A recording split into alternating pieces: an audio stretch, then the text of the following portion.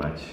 To som ja bol, že som nezapol. Takže všetkých vás srdečne vítam, bratia, sestry, a prvne sa pustíme do našej témy, tak poďme sa modliť. Pane, si úžasný, milujúci Boh a pripravil si úžasné veci pre človeka. A napriek tomu, že si pripravil tak úžasné veci pre človeka, mnohokrát prežívame rozličné boje, trápenie, utrpenie a veci nepríjemné v našich životoch. Ale sme veľmi vďační za to, že nám dávaš usmernenie aj do tých najťažších chvíľ života človeka a dávaš svoje slovo ako také svetlo, ktoré keď nasledujeme, tak môžeme obstáť. A tak túžime aj tento večer tak prežívať Tvoju blízkosť, ako čítame Tvoje slovo a chceme pochopiť tomu, čo si nám zanechal, k tomu, aby sme naozaj mohli žiť požehnaný život a život hodný kresťana, ktorý miluje Teba. A tak, Pane, prosíme aj za tých, ktorí nemôžu tu byť medzi nami, najmä z chorób, alebo že sú ešte stále v práci, buď s nimi a prehovor k ním cez svoje slovo, keď budú čítať Tvoje slovo alebo počúvať. Sme vďační za to, že nemusíme sami od seba nejak vymýšľať nejaké návody k tomu, aby sme žili, ale môžeme mať Tvoj návod, Bibliu, čo nám postačuje úplne k tomu, aby sme sa dostali do cieľa. Amen.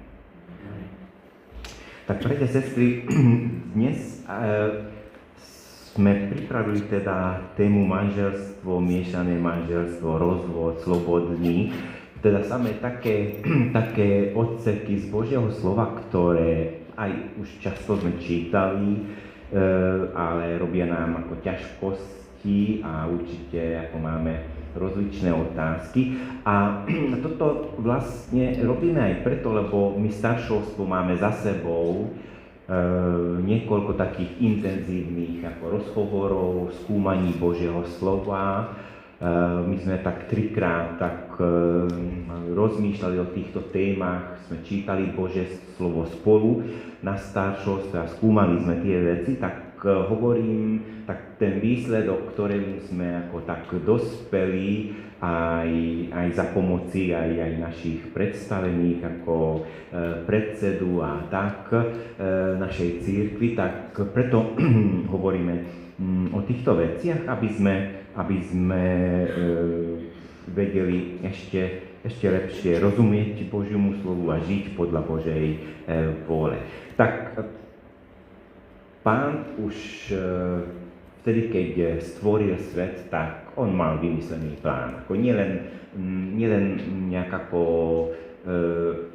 tak robil stvorenie sveta, že niečo stvoril a potom premýšľal, že tak čo bude nasledovať, ale mal všetko premyslené a teda premyslený plán dal pre človeka. Nechcel stvoriť pre seba nejakú hračku, my sme nie hračkou alebo nejakým robotom pre Boha, že on nám povie niečo, my to nejak bez duchu ako splníme, ale dáva nám svoje slovo, aby sme zažili jeho autoritu, zažili jeho lásku a stvoril nás pre úplný život. My nie sme jeho maznáčikovia, ale sme teda jeho stvorenie, dielo pre úplný život. No a pre tento život stvoril aj manželstvo. Ja si myslím, že to je tá najradosnejšia téma z tých, čo je pred nami. A tak ani nechcem veľmi dlho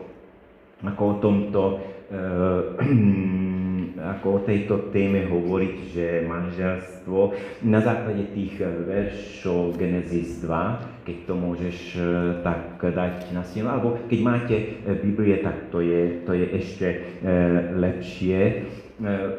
Pán Boh hovorí, že nie je dobré človeku byť o samote.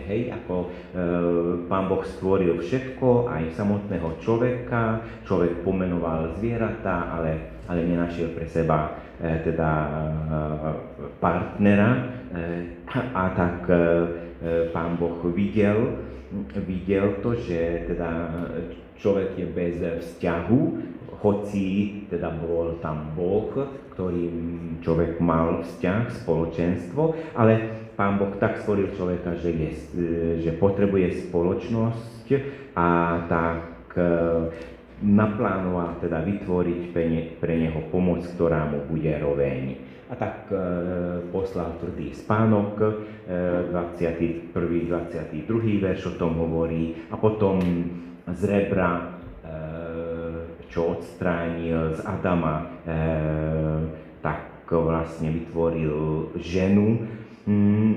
Rebro to je ako blízko, ako srdca, hej, ako je to, ako hovorí o dôstojnosti, o blízkosti, o láske, a je to aj obraz jednoty a vzájomnej závislosti medzi mužom a ženou.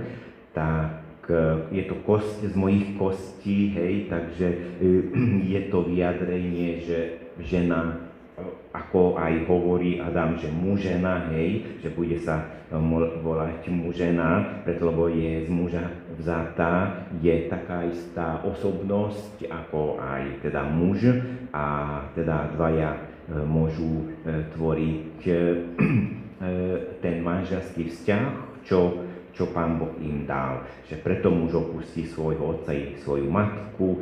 A tieto veci, ja si myslím, že sú nám ako známe, budú jedným telom, hovorí Božie slovo, a teda dvaja sú jedno, nielen telesná jednota, ale aj duchovná, aj duševné také splynutie. Je to zmluva vernosti a lásky. A to, čo ešte vidíme, veľmi dôležité, že boli nahí a nehambili sa.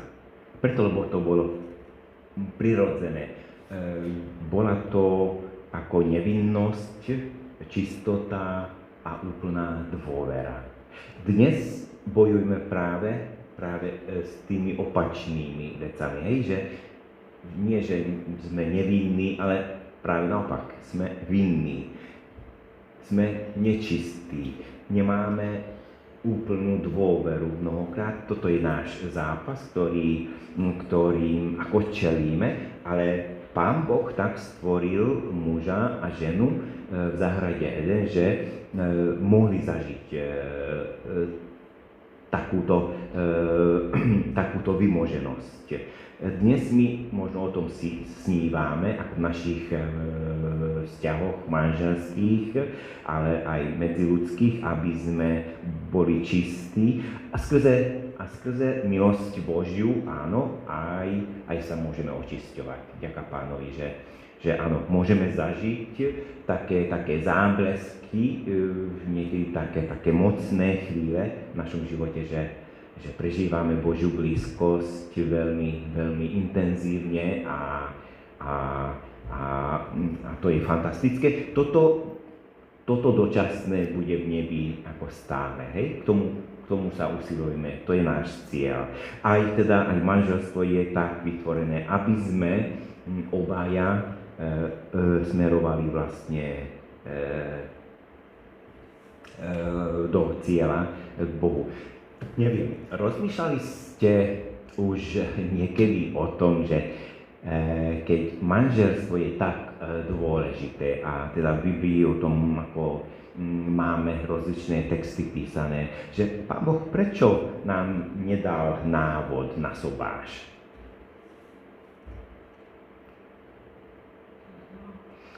Lebo nemáme ako taký návod, je tam pieseň Šalamúnova o láske, ale taký návod nám nejak nedal, že tak podľa tohto sa budete sobášiť, ak teda, ja nemyslím si, že aj ja nejak odpoviem ako na toto, ale ako mňa napadla, takáto otázka, a nemám na to nejakú odpoveď. Možno len to, že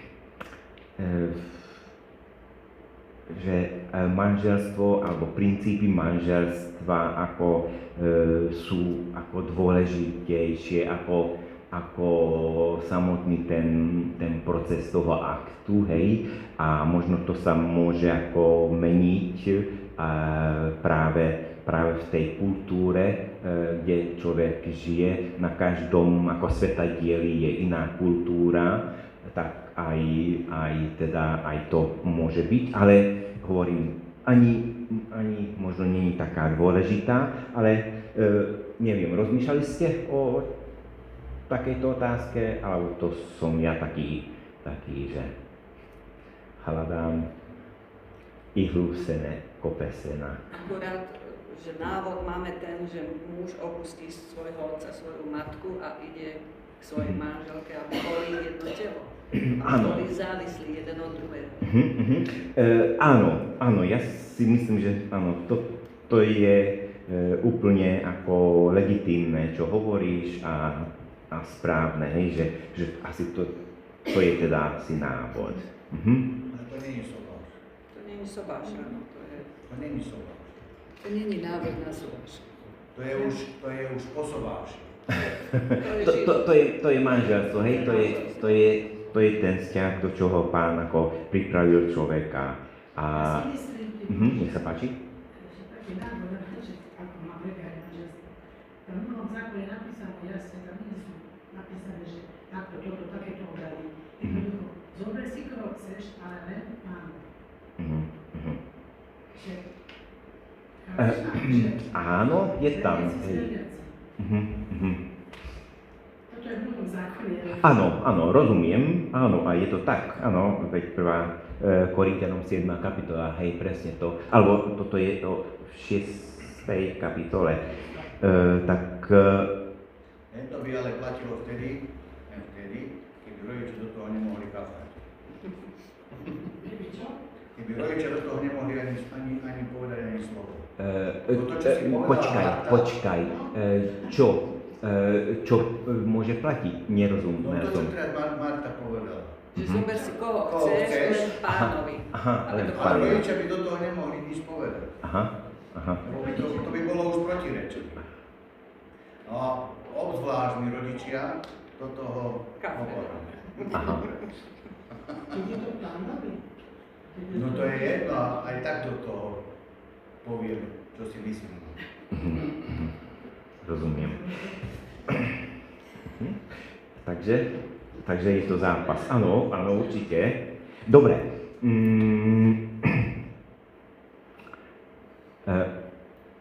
Vstup do manželstva, keď sa deje, Božie slovo nás vedie v tom, že sa to má diať v čistote. Aj Izrael ako Boží ľud, ako Boží národ, ako bol vyzývaný k tomu, aby žili v čistote a presne to, čo ako sme tu hovorili, čo aj sestra Marta hovorila, že ako zober si, koho chceš, ako v Pánovi, presne toto hovorí aj Boh ako svojmu ľudu. Hej, že nevstupuj s nimi manželstvom do príbuzenstva ako s pohanskými národmi. Hej, svoje dcery nedávaj ich synom a ich dcery neber pre svojich synov, lebo by tvojich synov odvrátili odo mňa a oni by slúžili iným bohom. Hej, to je 5. kniha Mojžišova 7. kapitola 3-4. Áno, takže aj Pán Boh ako jasne povedal ako svojmu národu, že majú zo svojho vlastného národa ako brať manželky pre svojich synov a opačne. Dobre, idem ďalej, lebo asi táto časť je pre nás najznámejšia. Poďme do tých chudostivých a teda pre nás aj ťažkých vecí, ako je smilstvo, cudzolostvo, hriechy proti rodine. A tam Levitikus 19. kapitola. Ja som asi dal tam ďalšie verše. Áno, takže toto není to tam. ako, ako 19. kapitola 29. verš. Nezsvedcuj si dceru tým, že ju vydáš na smilstvo, nech sa krajina neoddáva smilstvu a nenaplní nehanebnosťou. Takže a potom v 20. kapitole ako už o smilstve hovorí troška iným spôsobom, už hovorí o cudzoložstve. Ak niekto cudzoloží so ženou svojho blížneho, musia byť vydaní na smrť obaja, cudzoložník aj cudzoložnica. Ak niekto obcuje so svojou nevestou, obaja musia byť vydaní na smrť. Spáchali nehanebnosť za svoju krv, sú sami zodpovední. Ako Levitikus, ako 20. kapitola, to ako samé také, ešte aj čítať je veľmi ako ťažké, hej. Ako tam, ako samý taký zákaz, ako medziľudský a to, čo ako Pán Boh jednoducho nechce. Takže vidíme, že Pán Boh dáva hranice, veľmi, veľmi vážne hranice do medziľudských vzťahov, oblasti intimného života, sexu, rodiny, manželstva a týchto vecí a jednoznačne očakáva čistotu od svojho ľudu. Smilstvo je to vlastne sexuálny hriech slobodných ľudí, hej, cudzoložstvo už prekladáme ako neveru. Hej? Teda, že jeden ako z manželov ako je neverný a teda ani smilstvo, ani cudzoložstvo to nie je ako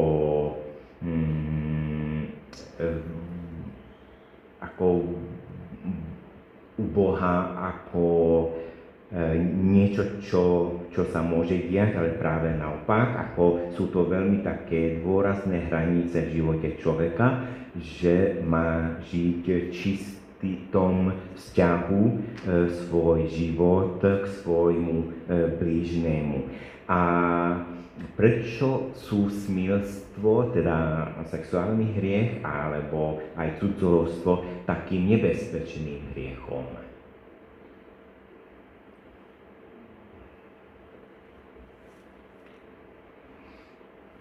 Čo si myslíme? No niekde to tu je napísané v Božom slove, teraz neviem, kde je to napísané. Áno, samozrejme. Je napísané, že prečo je cudzoložstvo také, lebo... Áno. To je to proti telu. Každý... Aha, no, presne. 1. Korinským 6:18. Hej, takže 1. Korinským 6:18. To je... Počkám, ja nie. Dobre, takže varujte sa smilstva. Každý iný hriech, ktorého sa človek dopustí, je mimo tela, ale kto smilní, hreší proti vlastnému telu. To som myslel. Veľmi dobre, ako si to pamätá. Takže 1. Korintianom 6:18. Takže varujte sa smilstva, alebo utekajte, hej, pred smilstvom, podľa toho, že aký preklad používame. Pavel apoštol ako tu nepíše len tak, že nehrešte, teda nepovie len tak, že nehrešte, varujte sa, teda bojujte, ale utekajte.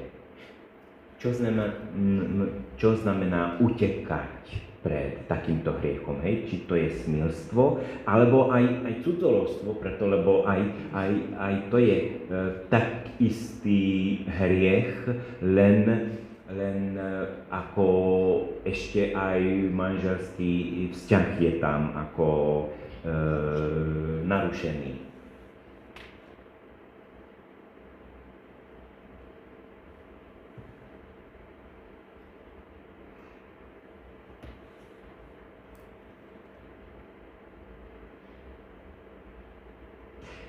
preto hovorí, teda, že utekajte alebo varujte sa, lebo aktívne sa treba vyhýbať takým situáciám, ktoré by mohli ako viesť človeka k takýmto hriechom. Napríklad, čo máme v Biblii napísaný král Dávid. Nerobil aktívne kroky. Hej? On uvidel Betšabe a neodvrátil sa od okna a neišiel na svoju prácu, ale ešte znova sa ako pozrel, ešte viac ako dal ako ďalekohľad ako pred seba, aby videl ešte to, že je tá žena krásna a potom prišla žiadosť a z žiadosti potom sa stal aj skutok a ďalšie veci sa nahromadili tak, že Dávid bol úplne zničený, hej? Ako až jeho kosti už ako boli ako od hriechu ako zničené. Takže je to pre nás varovanie, aby sme vedome sa vyhýbali týmto veciam, preto lebo je to ako hriech a vie to pôsobiť kopu nešťastí v našom živote. Každý iný hriech je mimo tela, hovorí apoštol, krádež, lož, hej, to nedieje sa ako v našom ako tele alebo proti nášmu telu, ale sú to vonkajšie veci, ale smilstvo, cudzolostvo zasahujú priamo do nášho intimného zjednotenia tela s niekým iným, ako sa to má, alebo bez zákona, ako sa to má diať, ako Pán dal tieto veci nám. A je to ako keby sme pílili konár pod sebou.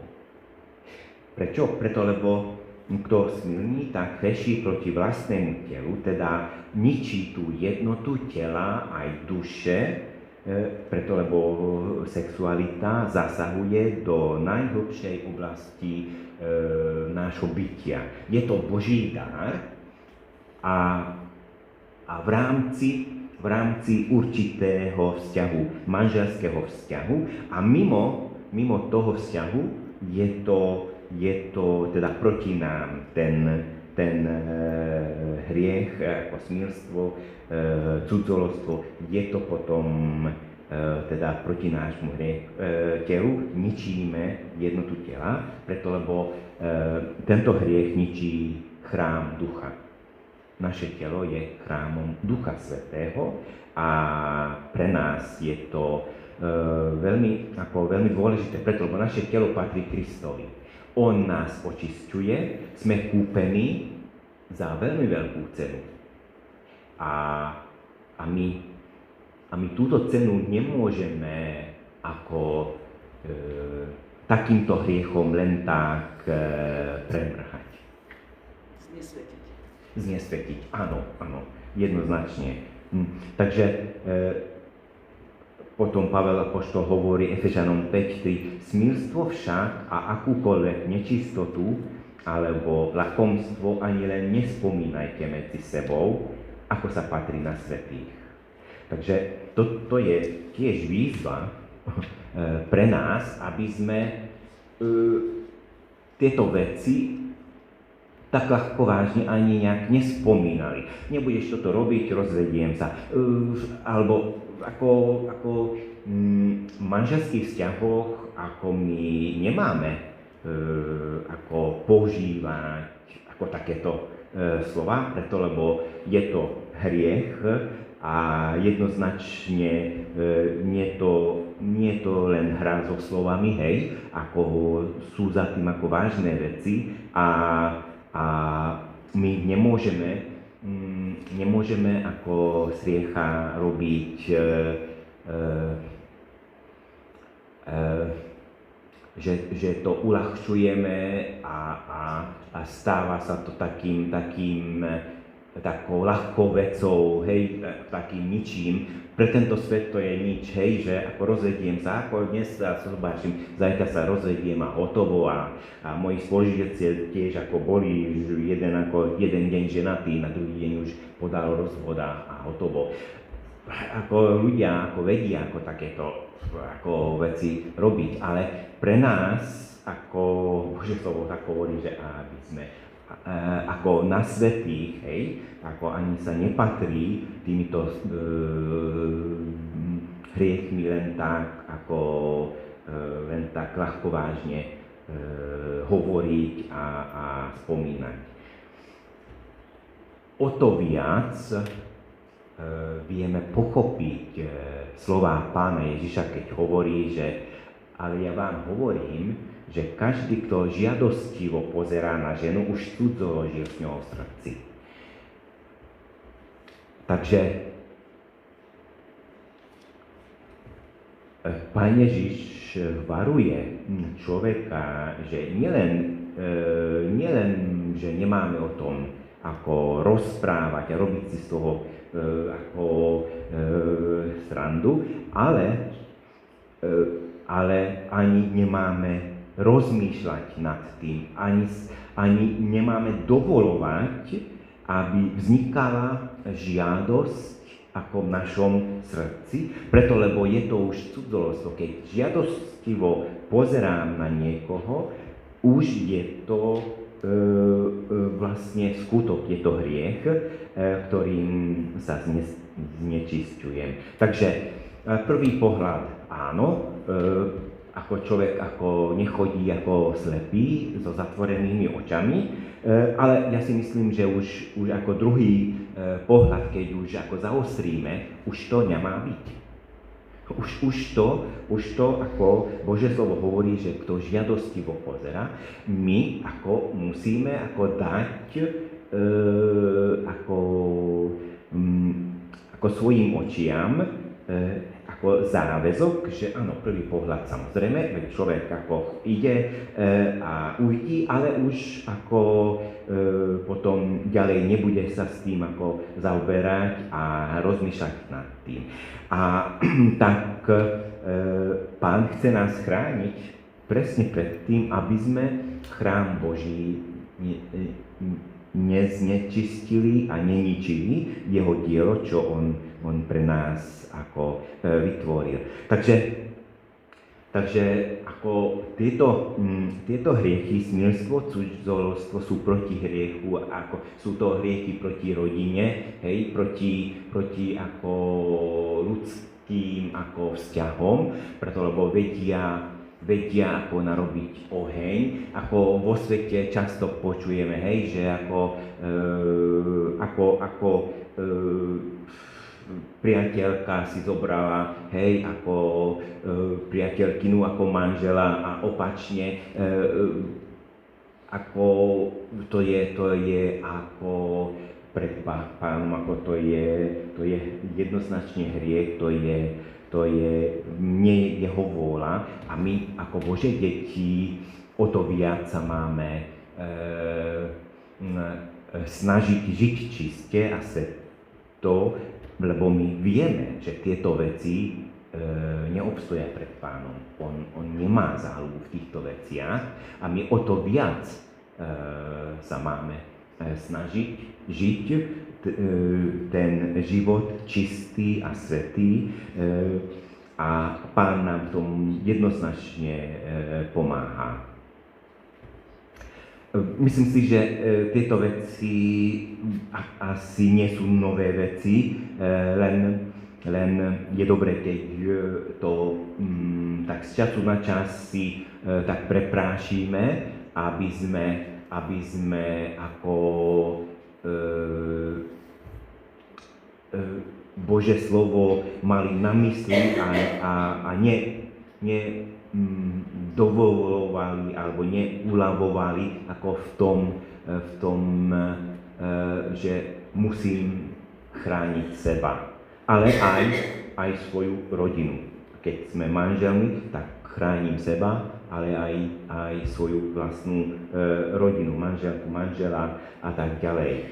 No a keď už Pán Boh dal rodinu a manželstvo, znova to vidíme, že to je celý zápas ako ľudstva, že jednoducho človek nevie v tom žiť, hej, a prichádza k neschodám a k rozvodu. No a Matúš 19. kapitola, tie prvé 12 verše tam, ako hovoria o týchto problémoch aj v tedajšej doby, že teda rozvod a tam farizeji v tom 3. verši ako pristúpili k Pánovi Ježišovi a pokúšali ho a pýtali sa, či je dovolené prepustiť manželku pre akúkoľvek príčinu. Tak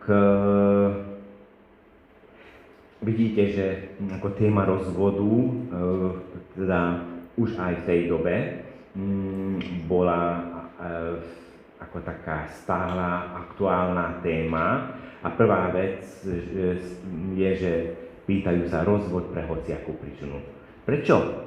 Prečo sa pýtajú ako takéto veci? Takýmto spôsobom, že pre hociakú príčinu. No, tak z histórie poznáme to, že v tom čase židovská spoločnosť bola rozdelená na konzervatívnu aj na takú liberálnu stranu a už aj v tej dobe, ako dnes my počujeme rôzne správy, kto čo aký názor má, tak aj oni počúvali ako rôzne názory a v tej dobe boli dve školy rabínske a škola Hillela, ako oni boli takou liberálnou školou, ktorí vysvetľovali Tóru tak pozvolnejším spôsobom. A oni ako teda hovorili to, že ako manželku je možné prepustiť takmer pre hociaký dôvod. Aj taký banálny, ako spálené jedlo. Strata príťažlivosti. Hej? Ako oni toto učili. A samozrejme to ako v spoločnosti to rezonovalo a ľudia, a preto aj farizei sa pýtajú, tak pre hociakú príčinu je možné ako manželku ako prepustiť. A potom škola Šammaja bola prísnejšia, konzervatívnejšia, tak učila, že manžela oprávňuje k rozvodu len vážne sexuálne previnenie, hej, napríklad teda nevera, alebo nejaké vážne morálne zlyhanie. Tak oni boli ako v tom taký konzervatívni a nedovolovali hociako sa rozvádzať, ale snažili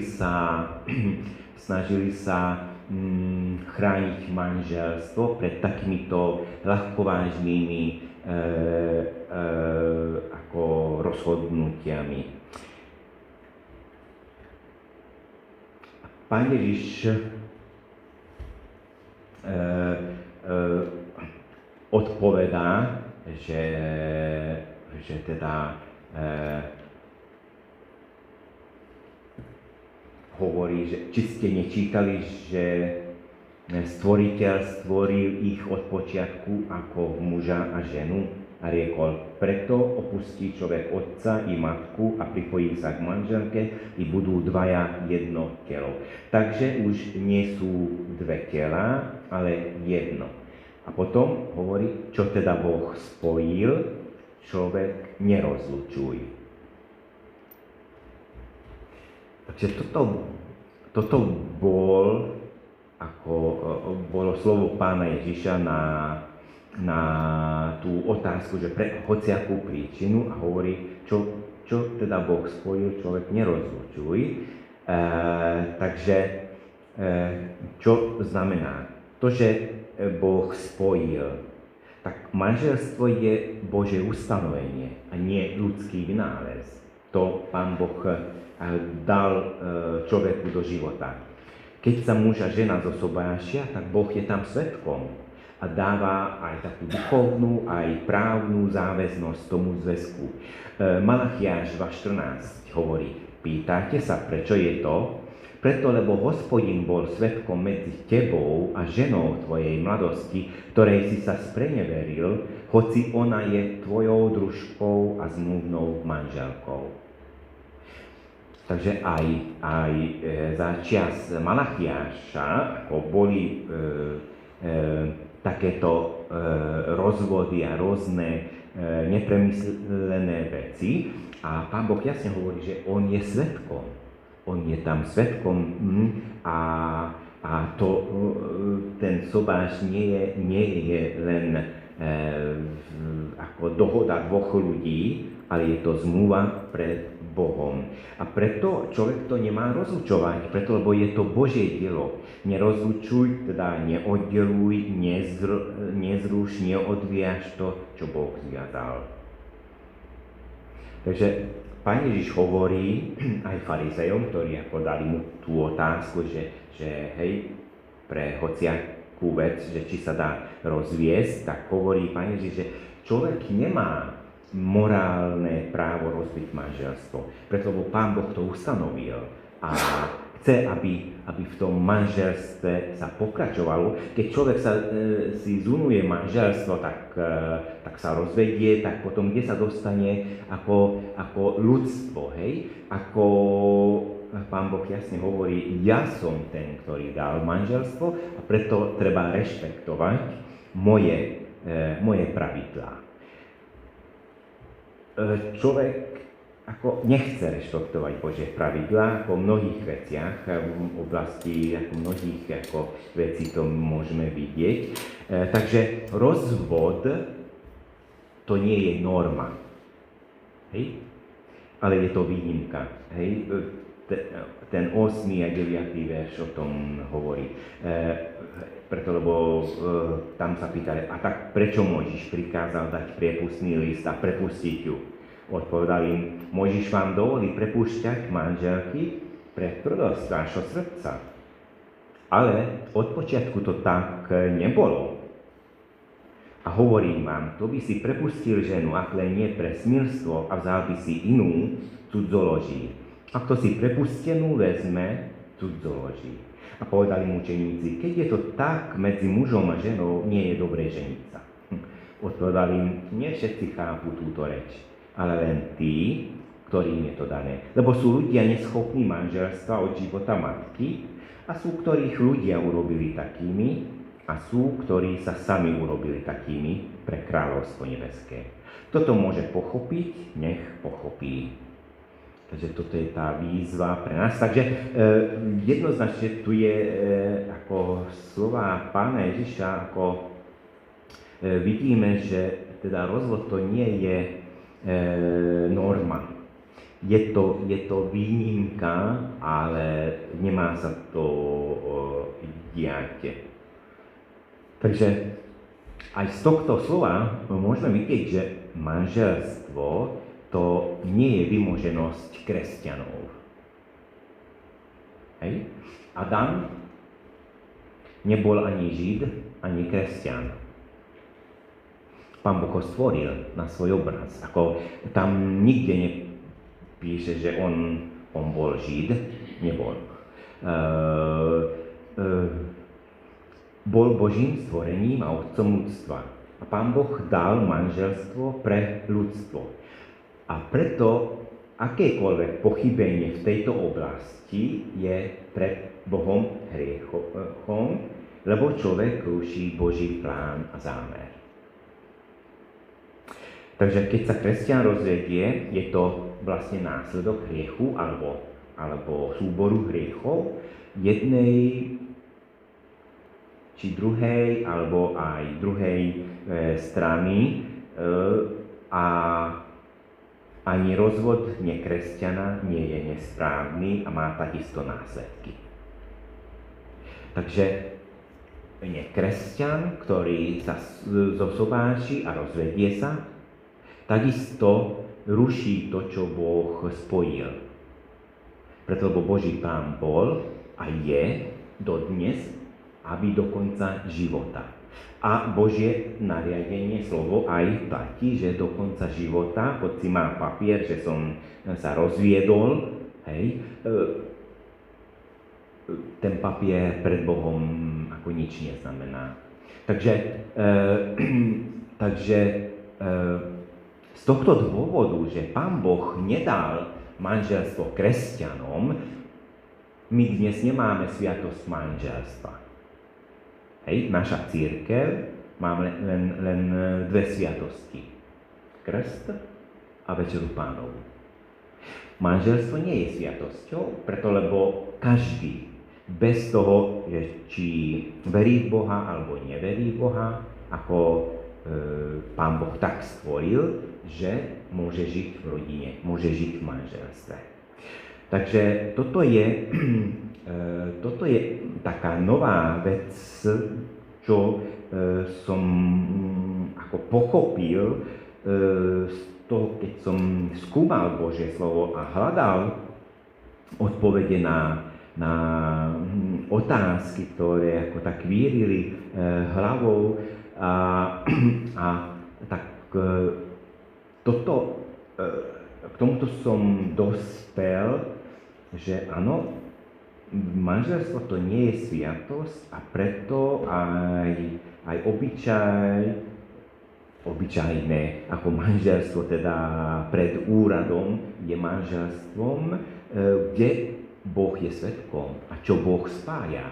Predstavte si, že Boh spája to manželstvo bez toho, že ľudia veria v ňom, alebo že by vedeli o tom, že Boh je svedkom. Ako je to zaujímavé, nie? Človek ako mnohokrát ako vie znalosti, ako robí tieto veci.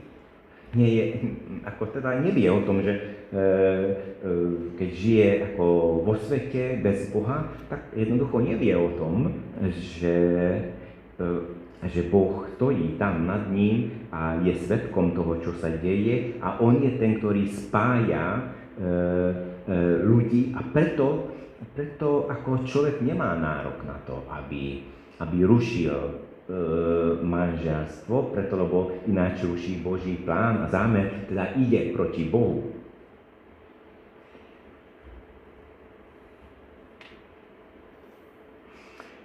Matúš 19:8-9 tam hovoril jasne, že Mojžiš vám dovolil prepúšťať manželky pre tvrdosť vášho srdca. Ale od počiatku to tak nebolo. Hovorím vám, kto by si prepustil ženu, ak len nie pre smilstvo a vzal by si inú, cudzoloží, a kto si prepustenú vezme, cudzoloží. Znova, slová Pána Ježiša, ktoré sú ako vážne a keď rozmýšľame ako nad tým, tak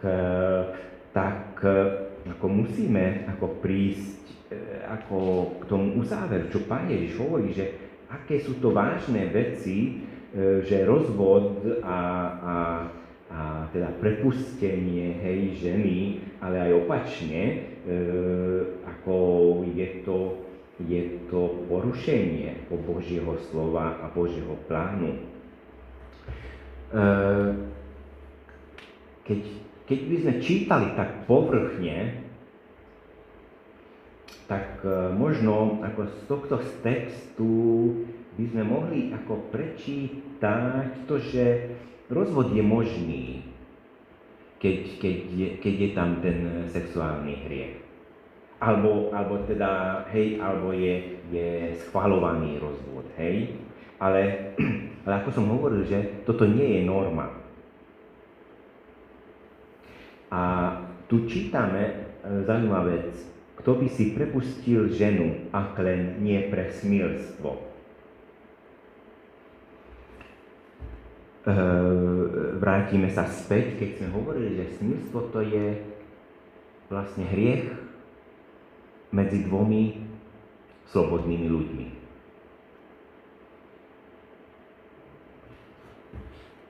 A hovorí, že kto by si prepustil ženu, ak len nie pre smilstvo. Pán Ježiš tu hovorí o snúbencoch, ktorí sú zasnúbení, ale nie sú svoji. Sú ako Izraeli, vieme, zaslúbili sa a rok sa ani nemohli vidieť. Po roku prišli, urobila sa svadba a teda stali sa manželmi. No a počas tohto roku jedna strana ako mohla padnúť, dopustiť sa tohto hriechu. A vtedy hovorí Pán, že ak len nie pre smilstvo. Ani vtedy ako nemusí byť jednoznačný ten rozchod, že rušíme zásnuby a nebude svadba, ale hovorí, že ak iným spôsobom nie, tak keď smilstvo, tak ak len nie pre smilstvo, tak no. Potom nie je rozvod. Ale aj to je prepustenie, ja viem, to je rušenie zásnub, to je rušenie ako toho vzťahu. Oni už patrili k sebe, ako podľa židovských tradícií, ale žili zvlášť, nemohli sa vidieť. A po tom roku, keď sa osvedčili, že zostali verní, tak mohli prestúpiť ako sobáš. Je napísané v Mojžišovi. To je ako Jozef chcel prepustiť Máriu. Ja nie, teraz... Pretože bola tehotná. Toto je história izraelského národa. Toto nie je ako v Biblii. V Biblii dočíta, že keď niekto dopustí sa smilstva, tak potom nech... áno, presne, že musí zomrieť. Keď obidvaja, padnú do hriechu, tí snúbenci, tak ako musia zomrieť, obidvaja. Ale toto je tradícia ako židovského národa, ako z histórie, ako izraelského, ako života, čo sme ako študovali ako na teológii, tak ako toto sme ako sa učili. To som tým chcela povedať, že Jozef takisto rozmýšľal o Márii, pretože si myslel, že zhrešila voči nemu. Áno, chcel ju presne. prepustiť, ale potajomky, nechcel to jej ublížiť zase. Áno, nechcel ju zabiť. Presne, áno. Toto je ten istý prípad a presne takto zmýšľali Židia. Práve tá škola ako rabínska, ako Hillel a aj Šammaj, ako učili tieto veci. Tak oni ako na základe tohto učenia, ako teda ako v tejto tradícii žili. Hej? Takže aj Jozef takto reagoval, ako presne Antika hovorila, že ako Mária, ako srešila, ale potom, keď Duch Svätý povedal Jozefovi, že čo sa udialo, tak potom samozrejme zobral Máriu za svoju manželku a nedotýkal sa jej, až kým Pán Ježiš sa nenarodil. Takže toto je,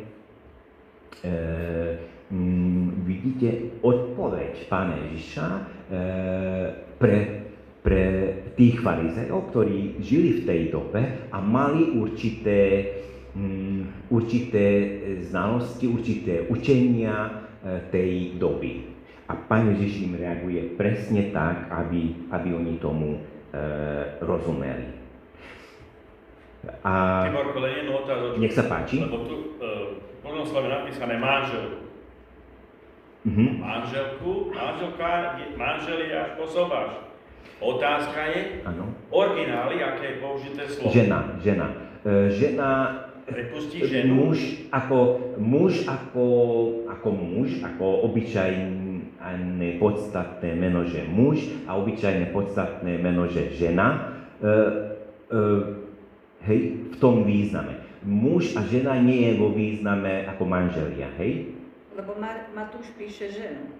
Áno, Matúš, ženu, áno, ženu. Vieš, aby nás to Toto je ako podstatné. Nezavádzalo trochu, áno, lebo toto to, je čo si povedal, áno, dáva to logiku, samozrejme, áno. len to slovo tu v tomto prípade Matúšovom je manželka. Áno, ty máš... Ja mám ženu. Ty máš ktorý... Áno. Matúšovo. Ty máš druháčku. Veď to som chcel povedať, že v origináli, aké je slovo. Žena je tam. Tak. Gynaikos. Teda podstatné meno, ktoré znamená hej, ženu. Nie manželský vzťah. Hej? Takže áno, niektoré môžu mať ako taký preklad a preto možno je ešte ťažšie vtedy ako porozumieť, že ako manželku. To je potom zavádzajúce. No, preto som sa pýtal, trošku zavádzajúce. Vieš, ako keď prekladajú Božie slovo, hej, ako prekladatelia, tak musia ako zvažovať ako veľa vecí a nevždy sa im podarí presne vysnihnúť ako to slovo, ktoré tam ako asi hodí ako najlepšie. Ako evanjelický preklad hovorí ženu, tak ja som s tým prekladom ako stotožnený a preto aj teda hovorím ako takýmto spôsobom, hej, že to ešte nie je manželský vzťah, ale je to iné, ale ten zasnúbenecký vzťah ako v židovstve, oni už vnímali ako manželov, teda oni už vnímali, že sú svoji, ale bez ako spolužitia ešte stále boli ako... Počúvaj, ako hebrejčina a hebrejské zmýšľanie je úplne iné pre naše. A my to nevieme ako našimi slovami až tak vyjadriť, ako oni to ako vo svojej kultúre a vo svojom ako zmýšľaní to ako rozumeli. Vieš, slovo, ktoré je povedané pred x 100 alebo 1000 rokmi, môže byť iné dnes, preto lebo to slovo sa mení a formuluje sa, hej.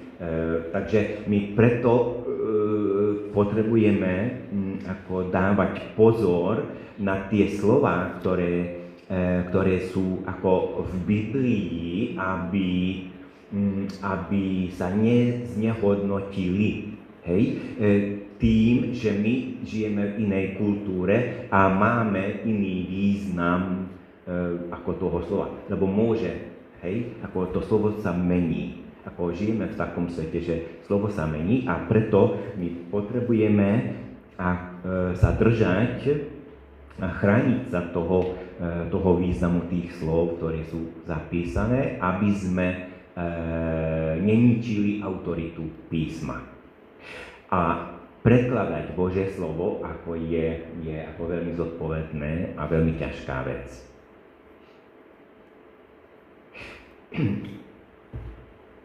Ale aj keď by sme možno mali možno taký pomiešaný cit ako z tých slov, ja verím tomu, že Duch Svätý ako človeka uvedie na mieru, teda ako do pravdy, že nebude omylom ako robiť niečo,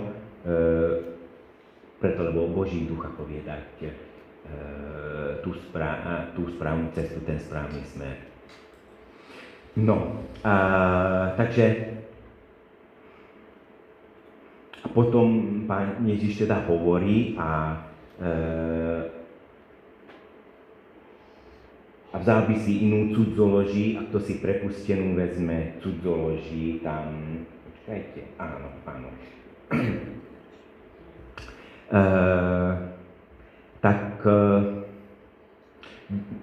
Pán Ježiš, to sú slova Pána Ježiša, jednoznačne ustanovuje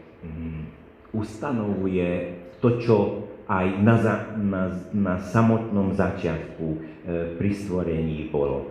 Ten zámer, Boží zámer, že človek nemá rušiť manželstvo, že človek je jedno telo so svojou manželkou a to má trvať. A tu sú ako výrazy, že človek, ktorý by si vzal inú, tak cudzoloží, a kto si prepustenú vezme cudzoloží. Vidíte, že Pán Ježiš jasne o tom hovorí, že ten rozvod, hej, má následky. Ale tu to už hovorí o manželke. Nie? Kto si prepustenú vezme, tá žena, teda tá snúbenica, keď bola prepustená, tak je prepustená. A keď zoberie prepustenú za manželku, ako cudzoloží. No ale potom by sa nemohla vydať nikdy. No vidíš. Tak, no. Potom ako slova milujte sa a množte sa. No? Ja viem, no, to je veľmi dobré, no ale... V našej kultúre zasnúbenie ešte nie je manželstvo. Áno, a preto ani ako nechcem ako pri tejto ako nejak ako sa tak zdržovať, ale určite, že Pán Boh vie, čo robí a dovolme mu, aby to, čo povedal, aby to platilo v našom živote a robili tak. Výsledkom všetkého toho je o zodpovednosti. O zodpovednosti. Aj pri výbere svojho partnera, ako zodpovedne k tomu pristupuje. Áno. Jeden aj druhý. Áno, určite. Ja si myslím, že ako aspoň za mojich čias, ako v našom zbore v Komárne, ako k tomu sa ako pristupovalo veľmi zodpovedne a učili nás k zodpovednosti. Aby sme vymodlili manželku, aby sme nešli bezhlavo ako do vzťahov, ale aby sme hľadali ako Božie vedenie a tak išli ako do manželstva. Určite, že v každej dobe ako je to múdre a rozumné, keď áno, o manželstve takýmto spôsobom rozmýšľame, že je to na celý život. Božie slovo nám to hovorí a my toho sa máme držať a tak máme vyberať svojich partnerov. Ja nehovorím to, že my musíme dostať nejaké nebeské znamenie, hej, že tak on je mojím ako budúcim, alebo ona je mojou. Nie, ale Pán Boh nás môže viesť, hej, k tomu, aby sme sa stretli, aby sme sa zamilovali a veci robili tak, ako Božie slovo nám hovorí. A keď milujeme Pána, tak v prvom rade hľadáme to, aby Pán mohol byť oslávený. Tak potom nebude nejak ako v mojej predstave ako nejaká ako princezna, hej, ako hlave, ale budem mať neskreslený obraz, hej, o tej manželke, ktorá má byť mojou na základe Božieho slova. Častokrát, hej, ako si robíme ako takéto veci, že princezná, princ na bielom koni a ako z rozprávky, áno, ako žijeme ako v takej eufórii, ale Božie slovo nás vedie k tomu, aby sme milovali Boha A všetky ostatné naše veci, ako on ako múdro nás vie previesť. Takže zostaňme tam, že toto sú slova Pána Ježiša, že hej, kto by si teda zobral. A samozrejme, Pán Ježiš odpovedá nielen ako na to, že snúbenci, ako v tomto 9. verši, ale on odpovedá na tú otázku, že či je dovolené prepustiť manželku pre akúkoľvek príčinu. No a on potom odpovedá vlastne na to, že má to následky. Keď prepustíš, má to následky. Bude prepustenou, nemôže sa vydať a ty nebudeš môcť, hej, preto lebo si prepustil. Takže prináša to ďalší hriech, cudzoložstvo, neveru, preto lebo v Božích očiach ako sobáš, teda manželstvo trvá až do konca života z jedných partnerov. No, Adam a Eva, keď zhrešili, nepočuli Božie slovo, boli vyhnaní z Edenu. Bol ich hriech odpustený.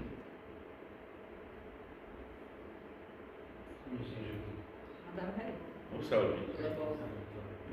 Lebo už bol zabité zviera. Aha, sám Pán Boh sa postaral o to, aby z kože mali odev. Áno, ovečka bola zabitá. Nech sa páči. Hriech bol prikrytý. Prosím vás? Hriech bol prikrytý. Áno, preto lebo na hosť sa stal teda ako už hriechom a tak áno.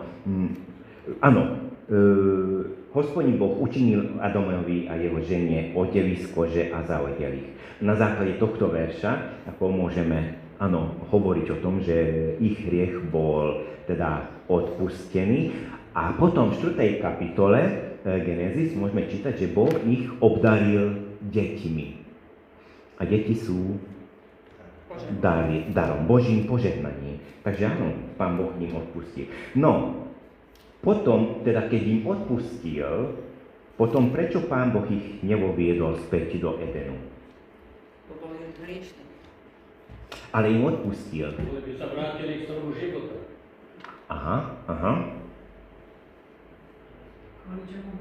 Kvôli tomu boli vyhnaní. Áno. Takže vidíte, Pán Boh im odpustil hriech, ale hriech priniesol následok. Už nemohli sa vrátiť späť k tomu stavu, kde boli, do Edenu. Keď panna stratí svoje panenstvo, môže sa vrátiť späť? Nemôže sa. Toto sú ako vážne veci, o ktorých ako človek často možno ani nerozmýšľa. A potom seba samého ako bičuje, lebo dopustí sa hriechu a očakáva to, že veci sa tak zmenia, že prídu k tomu pôvodnému. Ale ten pôvodný už nebude. Pán Boh odpustí hriech, dá milosť, keď ako hriech vyznáme. Nám jasne hovorí, odpustí. My seba nemusíme týrať za to, že už sa tam nevieme vrátiť. Preto, lebo je tam následok. A ten následok nás bude sprevádzať po celý náš život. To je bremeno. A to je bremeno, že ak to si prepustenú vezme, cudzoloží. Toto je to bremeno, ktorú ako jednoducho nevieme ako dať preč zo seba. Idem proti Božej vôli, idem proti Božiemu slovu, to bremeno bude tam. Ale nie preto, lebo Boh ma nemiluje, ale to je následok. Následok hriešneho spôsobu života. A bude mi to ako taký trň, stále mi bude vadiť. Stále mi ako bude pripomínať. Taký osteň. Áno, presne. Pripomínať ako môj hriech. Hej? A nebude mi dať ako pokoja. Ale my môžeme prijať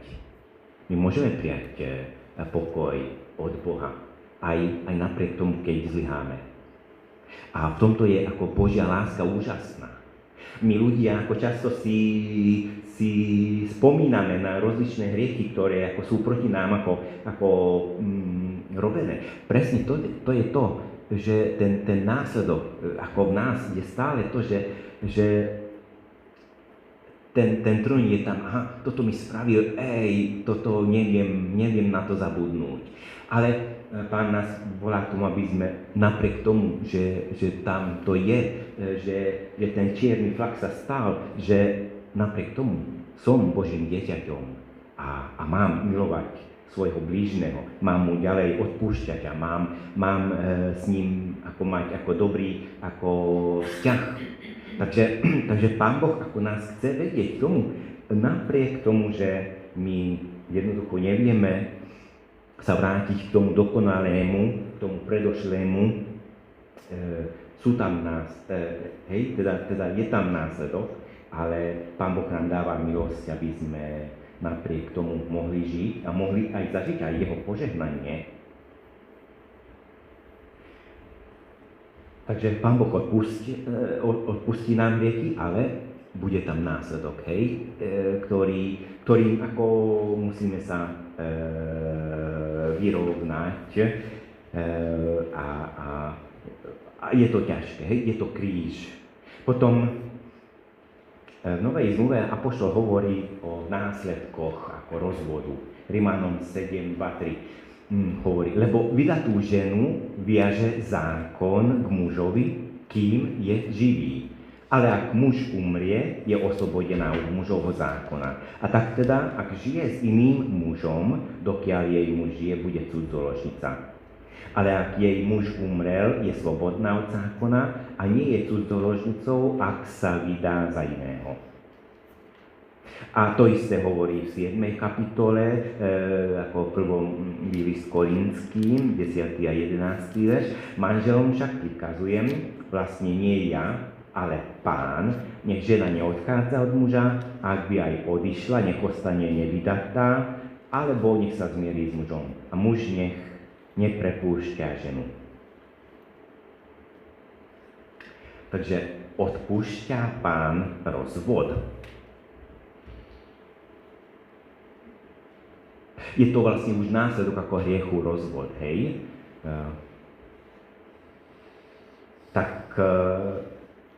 Tam, kde je pokánie, ľútosť, áno. Výsledok bude, že človek môže žiť v slobode bez ťarchy hriechu, hoci bude tam ako následok. Následok, ktorý ako môže ťažiť človeka. A tu jasne hovorí apoštol, že rozvod má následky. Nemôžeš sa oženiť alebo vydať sa, kým prvý partner žije, to je následok, ako rozvodu, lebo Boží zákon o manželstve hovorí, že manželstvo trvá až do smrti jedného ako z partnerov.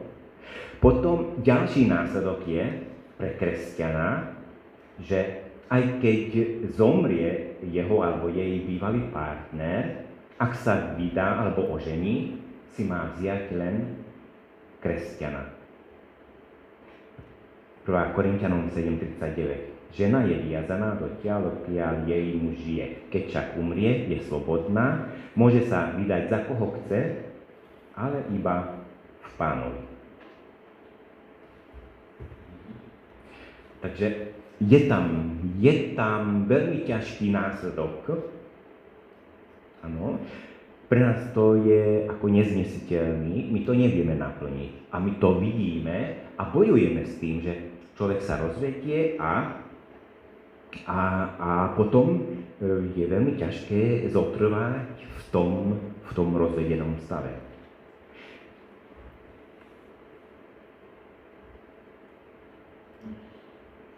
Takže sme svedkami teda toho, že človek nevie následky prijať alebo v nich žiť, preto lebo po rozvode žiť sama, ak len si nevyberie Boha ako jediného možného pre svoj život. Niekedy človek neprijíma následky proti rozvodu, lebo sa zbúri proti Bohu. A ja si myslím, že v mnohých situáciách, ako je to jasné, že človek sa zbúri proti Bohu, lebo Boh je na vine a tak ďalej. Potom niekto to robí kvôli svojim deťom, rozvedie sa malými deťmi, žena, a zostane sama? Nie, nemôže. Potrebuje otca. A ide proti Božiemu slovu. Jednoducho je ako dohnaný, ako s tým životom, keď takto môžem povedať, ale to nie je ako riešenie, alebo nie je to ako uľahčovanie toho, hej? Ospravedlnenie. Áno. Potom niekedy je to z finančných dôvodov, hej, ako môže ako byť v takej situácii, a asi najmä žena, že jednoducho potrebuje manžela a teda ide proti Božiemu slovu. Niekedy je to zo zdravotných dôvodov, niekedy to robí preto, lebo horí. Jednoducho Pán Boh stvoril človeka do vzťahu a jednoducho je tam, že on ako potrebuje a Biblia hovorí, že je lepšie sa vydať ako horieť.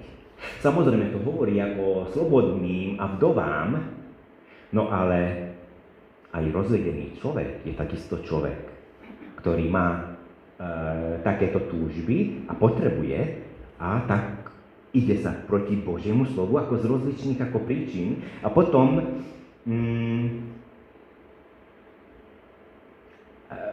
a či nie je to lepšie, aby sa ubránil ten človek ako voči rôznym sexuálnym hriechom, čomu ako by čelil ako celý život a tak keď má manžela alebo manželku, tak môžu spolu nažívať v pokoji. A potom ešte niekedy ľudia aj idú proti Božiemu slovu, lebo nepoznajú Božie slovo. Tak z nevedomosti robia. V Izraeli, aká bola situácia, keď ženu prepustili. Žena bola dotlačená, aby sa vydala, lebo bez muža jej existencia bola ohrozená. Nemali sociálny systém. Žena nemohla v Izraeli v tom čase hocičo robiť. Ona nemohla zarábať. Väčšinou bola domáca. Áno, ona bola domáca. A keď už nemala rodičov, nemala sa kde vrátiť. Potrebovala manžela. Mala priepustný list a išla a keď ju zobrali, tak samozrejme vydala sa, preto lebo jednoducho bola dotlačená. Život prináša ako ťažké chvíle a je veľmi ako ťažké naozaj obstať v tých veciach. Božie slovo hovorí veľmi jednoznačne, ale ako Židia a v Božom slove čítame, že áno, sú výnimky, aj my dnes vidíme to a prežívame ten tlak, že jednoducho udeje sa rozvod, čo nie je dobré, čomu ako jednoducho ako musíme sa postaviť proti, ako Božie deti určite. Na druhej strane však jednoducho nemôžeme zavrieť oči, keď sú takéto ako potreby a človek znovu ide aj vedome proti Božiemu slovu a znovu sa vydá, ale bude žiť v usporiadanom ako vzťahu, ale bremenom, ktorý ako bude zaťažovať ako život, ale aj vedomím, že Pán Boh je milostivý, odpúšťa a dáva silu aj zniesť aj tie priestupky, aj všetky veci života.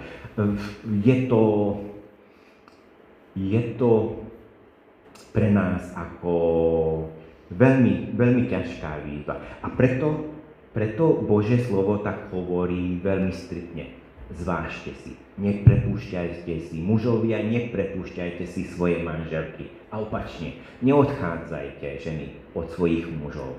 Preto, lebo sú veľmi ťažké následky, ktoré vás môžu aj ničiť, preto, lebo hriech je hriechom. Samozrejme, Pán Boh odpustí váš hriech, ale bude to dôsledok. Ten následok stále tam bude ako také bremeno. A my musíme potom ako s tým žiť. Hovorím, Pán Boh nás požehná, ale nikomu ako neprajeme to, aby ten trň stále tam bol ako v živote.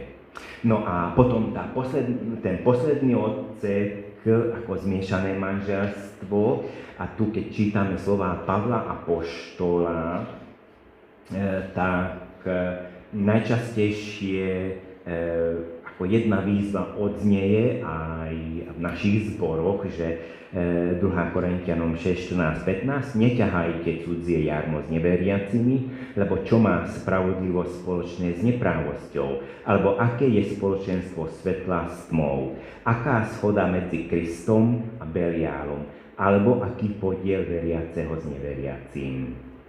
Takže tu je jasný princíp nám daný, že manželstvo, ak tieto veci rozumieme ako pre manželstvo, tak jednoznačne Pán Boh nás chráni, podobne ako svoj ľud izraelský, aby sa nemiešali s pohanskými národmi, lebo čo sa stane? Ich dcéry vašich synov odvedú od Boha. A toto sa stalo aj Šalamúnovi, najväčšiemu a najmúdrejšiemu kráľovi. To je výstraha v Božom slove. Takže sú to vážne slova a potrebujeme Božie slovo mať ako autoritu. Ako náhle polavíme, nastanú veci, ktoré nás dotlačia na koleno, ale takým veľkým batohom a veľkými ťažkými vecmi, konfliktami v našom živote. Pán Boh nám dá nakoniec milosť, keď zažijeme, tak to je fantastické, že zažijeme Božiu milosť znova, len bude nám tam ten následok ako toho celého pokazeného života a bude nám to stále ako tak ako strašiť, nás bolieť.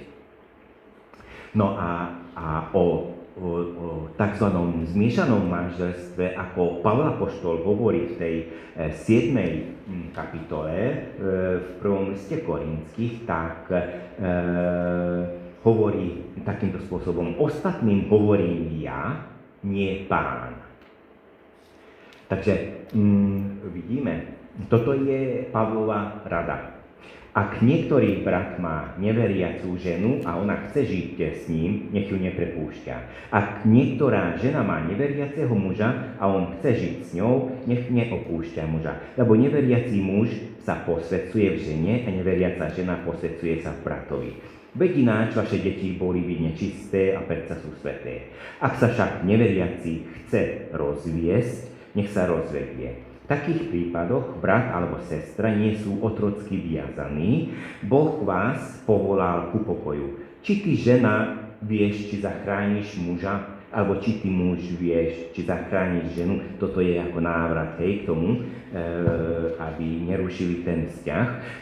My nevidíme ten list, na ktorý odpovedá Pavol apoštol. Preto, lebo on napísal 4 listy do Korintu, ale 2 listy ako nejak sa stratili, takže my nevieme, aká bola pôvodná otázka, na ktorú ako apoštol tu odpovedá, ale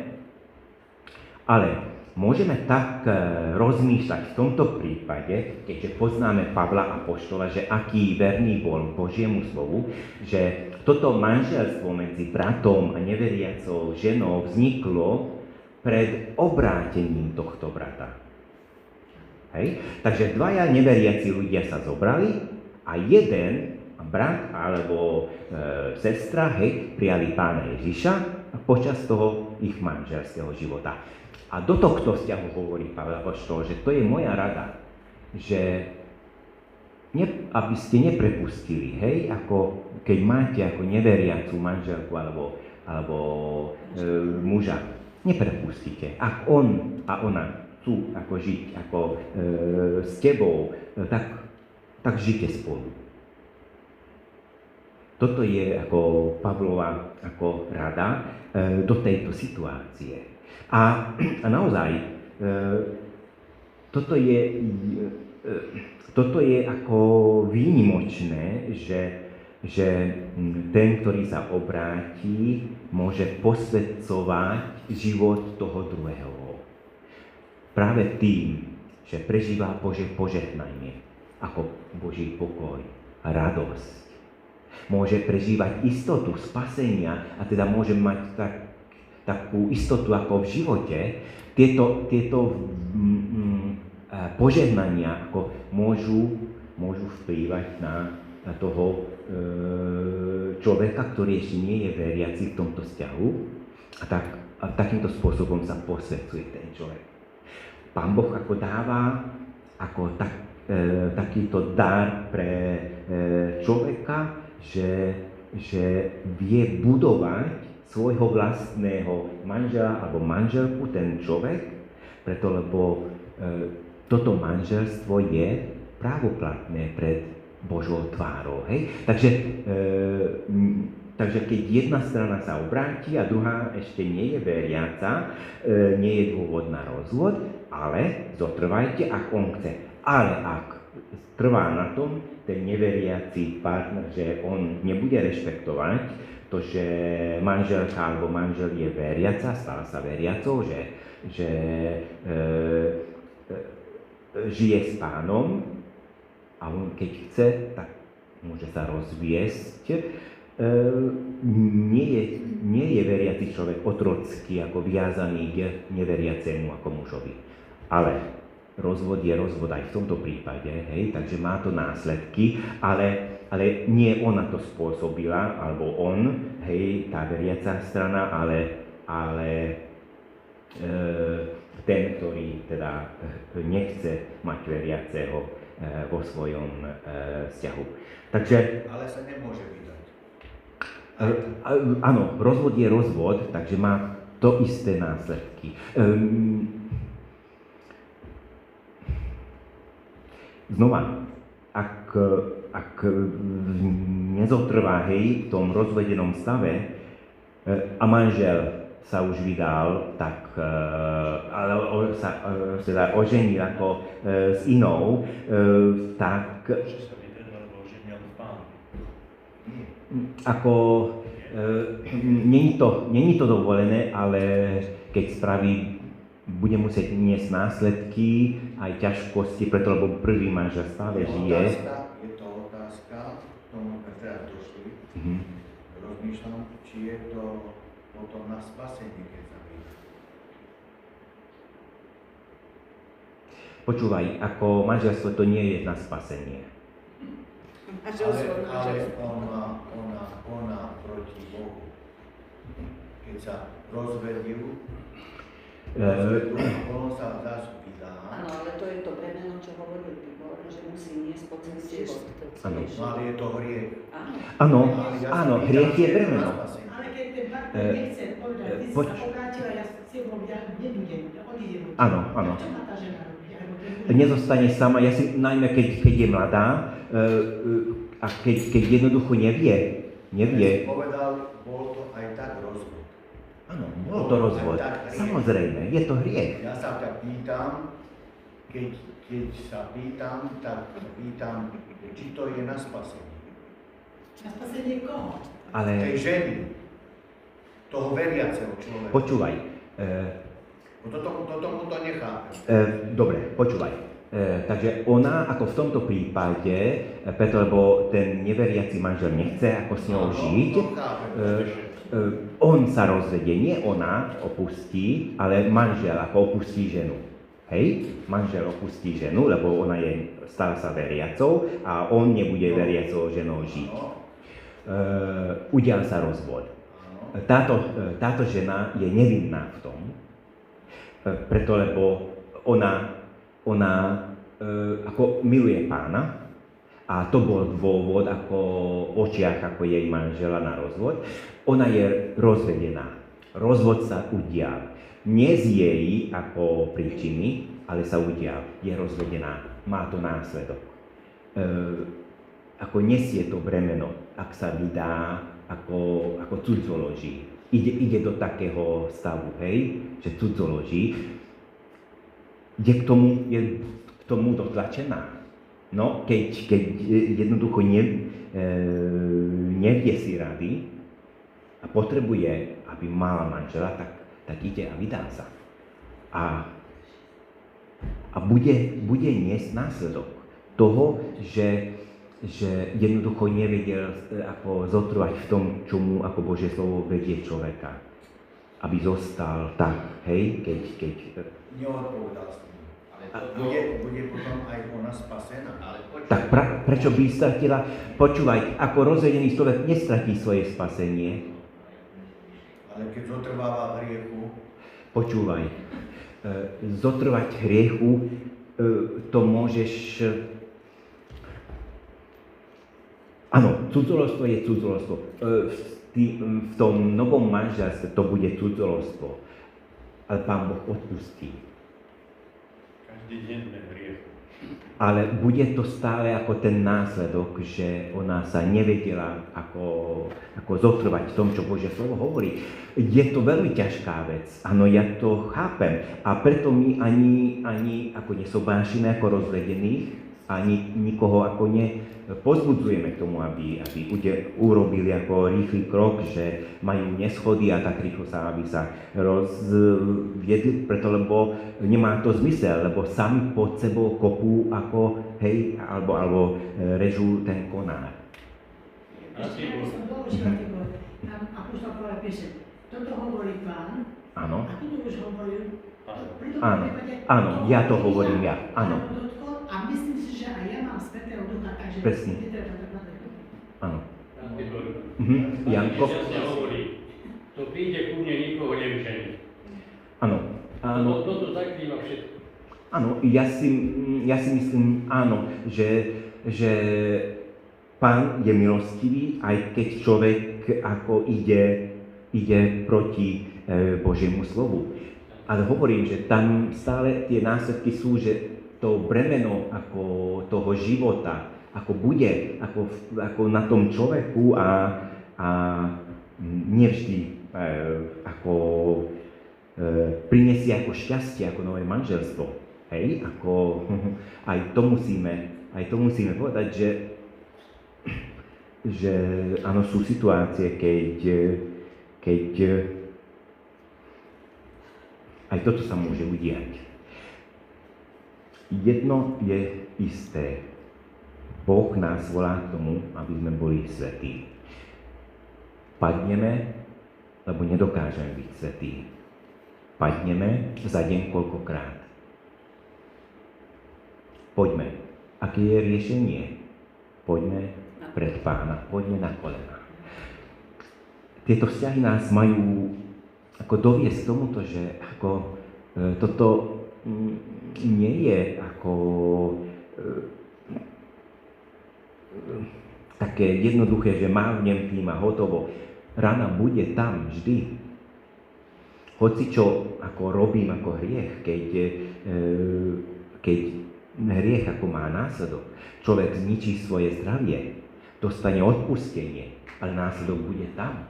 Jeho telo je zničené a nebude môcť tak slúžiť Pánovi ako zdravým telom napríklad. Tak, áno, tieto veci sú, hovorím, ťažké a nikoho nechceme ako pozbudzovať k tomu, aby skúšali, hej, že aká je to ťažká mať ako takéto veci ako na pleci. Ale buďme vďační Pánovi za to, že mnohí, ktorí sme v manželstvách, že môžeme žiť.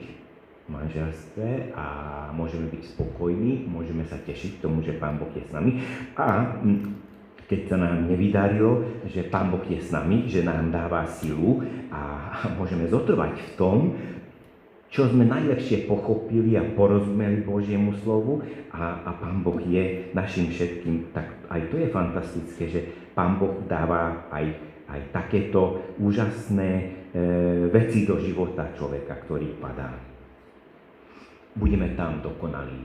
Tu sa zdokonalujeme a v tom budeme ako stáli v tom zdokonalovaní sa. Tak neviem, že či tieto veci ako nám nejak tak pomohli sa v týchto veciach ako orientovať. Ako mám oveľa jasnejšie, ako sme aj na staršovstve viackrát o týchto veciach sa rozprávali a hľadali sme riešenia pre naše životy, ale ešte stále sú veci, ktoré sú otáznikom a jednoducho treba to vždy prepojovať tú vec práve v tej chvíli, keď k tomu nás Pán vedie, keď je to aktuálne. Ale v podstate ako Božie slovo hovorí tieto veci o týchto manželských vzťahoch, o medziľudských vzťahoch, že máme si chrániť tú čistotu, máme si chrániť vernosť, aj ako manželskú, ale aj byť verný Bohu.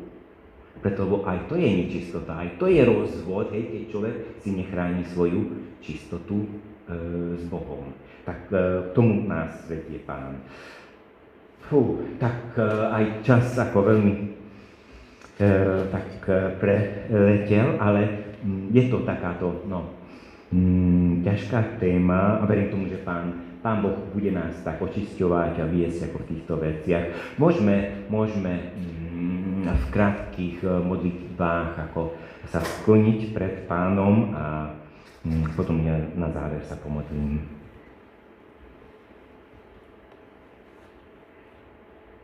Ďakujem Ti, nebeský Otče, že sme sa dneska mohli stretnúť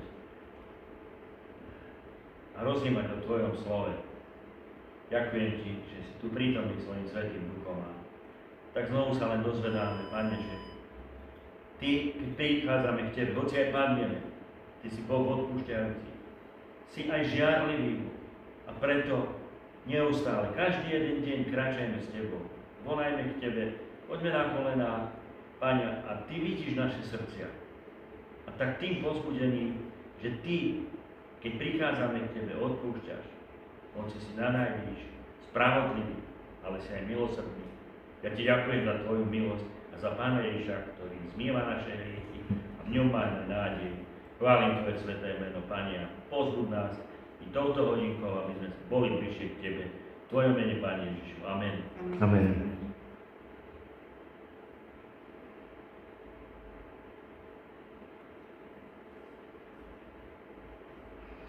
Si úžasný, Pane, že chceš naše dobro a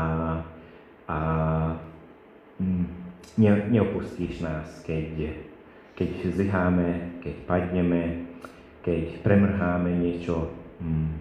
Ty prídeš a vyliečíš nám tie naše rany a dáš nám ďalšie poverenie, dáš nám milosť, keď je tam pokánie, keď je tam úprimné srdce, Pane. Tak ďakujeme za to, že chceš požehnávať.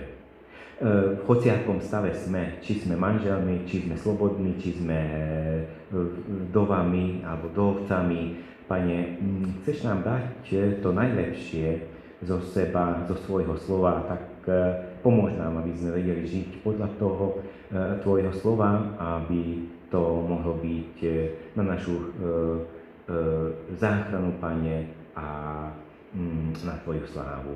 Amen.